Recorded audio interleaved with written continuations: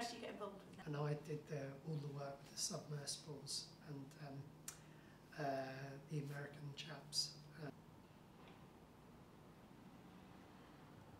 We've seen a global movement of marine life in order to try and track the temperatures that organisms like to live in. They're moving to the north or to the south, away from the equator. We've seen mass coral bleaching taking place with an increasing frequency and increasing severity. And we're seeing all sorts of other impacts on marine life. And that's now. If we allowed the temperature to rise to 2 degrees, then we can pretty much wave goodbye to coral reef ecosystems, and indeed we will probably lose many other types of marine habitat and many species as well.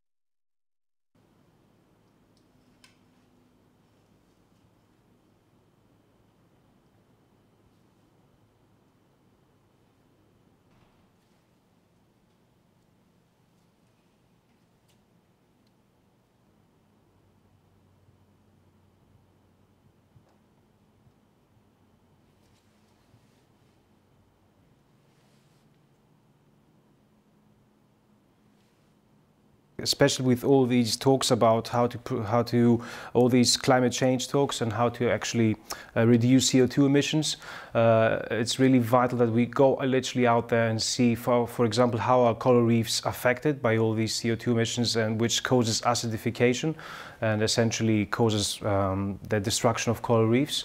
So it will be really interesting to go out there and actually see, in Seychelles in particular, which is one of the places which is relatively pristine still, to see if the effects of climate change are actually evident on the shallow coral reefs, and especially on the deeper reefs that so far no one looked before.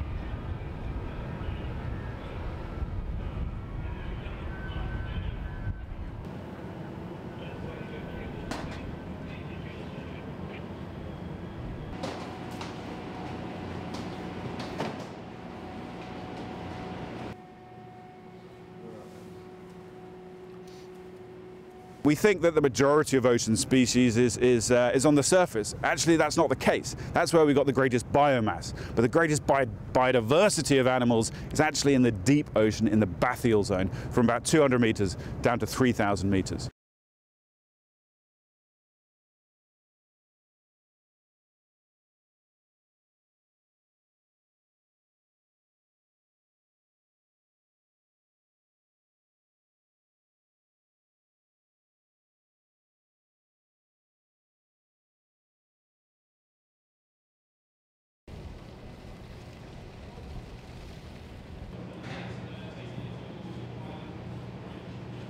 So the ocean is the heart of our planet, and we just don't know how healthy the heart of our planet is, and that's not very sensible. So what we're trying to do is trying to add some data to that to help inform how healthy our planet is and how it's changing, how it's going to affect the planet's chemistry, how it's going to affect the planet's environment.